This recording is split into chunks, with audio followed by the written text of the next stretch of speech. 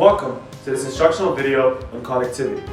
Your Halifax Regional Municipality has purchased this instructional video because understanding connectivity is very difficult. Corridors, destinations, permeability, it can all be too much. That is why we have created the following module to introduce you to connectivity. Maybe you will make some connections yourself. In this module, we will be exploring 3 cases of correct connections to create conversations in your community. Let's jump in. What? I seem to have gotten lost. Oh look, there's a trail. Oh, hi. Seems like you found yourself on the Ontario Greenbelt cycling route. Don't worry, as long as you follow that trail, you'll eventually make your way back. The 475-kilometer cycling route goes through the Ontario Greenbelt, and it also connects to other cycling trails, like the Waterfront Trail of Lake Ontario. Some of the cycling routes are also connected to the few higher-order transit passages that are permitted to cross the Greenbelt as well. Interesting. I've noticed that the trail seems to be on some pre-existing country roads. Yeah, I'm glad that you noticed that actually, because during development, planners made a point to make the trail low impact while also improving connectivity.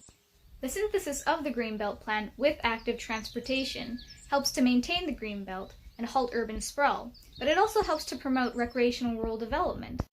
To put into perspective, according to the Tourism Ministry, cyclists visiting Ontario spent a total of a whopping $391 million back in 2010. The interconnectivity provided by the cycling routes also helps to prevent the leapfrog effect, or in other words, fragmented development, from occurring.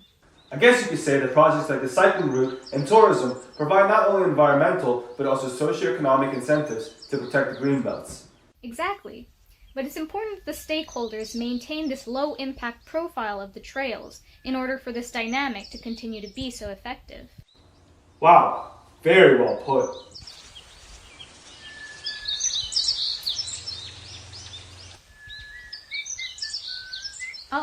I could tell you more about the Greenbelt cycling route. For example, the number... No, thank you. I have a plane to catch. Aw, man. Well, I guess I'll just wait around for the next traveler to get lost in these trails. Oh man, now I need to take an hour-long bus or an $80 cab ride home. Why is the airport so far away from the city? Where the flight is closing. Oh, sir, I understand the stress that you're going through. I've been working at this airport for almost 10 years, and I hear this complaint all the time. Halifax Stanford Airport is located extremely far away from the city center, and the poor public transportation just makes it worse. I recently visited the city of Cleveland, but it was nothing like Halifax.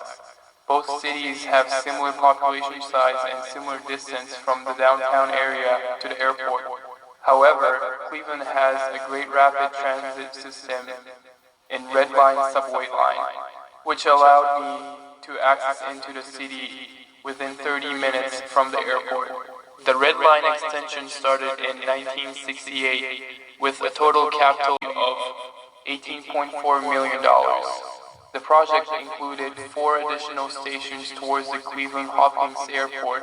Study shows that 20% of the Red Line users are community members, as it is only $2.5 to use this service.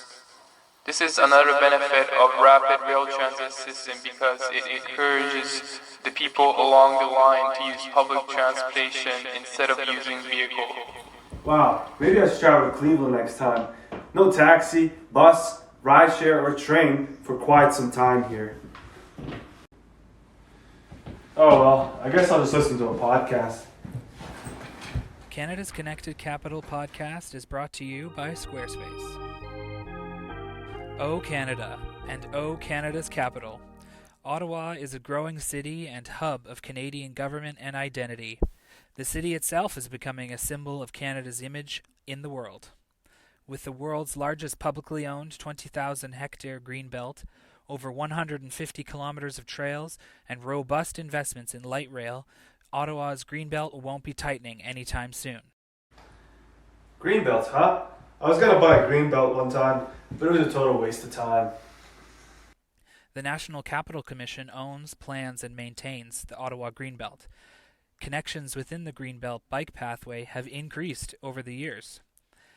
The Ottawa Greenbelt has been maintained for so long that leapfrogging development beyond the Greenbelt is now being connected to the downtown core with passages through the Greenbelt. Exciting projects in light rail, like the extensions to the Confederation Line and Trillium Line, are increasing urban connectivity and connections between the urban core and the airport. Is there a French option on this thing? Adjacent to the Ontario-Quebec provincial border, many people rely on crossing the Ottawa River each day for work, school, government, or recreation. Investments in the permeability of the existing bridges is expanding. Much work is left to be done, and though integration is not an express priority in these projects, Ottawa has aspirations to be Canada's connected capital.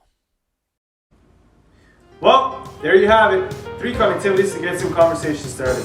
We hope this module has been informative for whatever context your municipality, autonomous zone, city, Martian colony, or otherwise occupied territory finds itself. Thank you.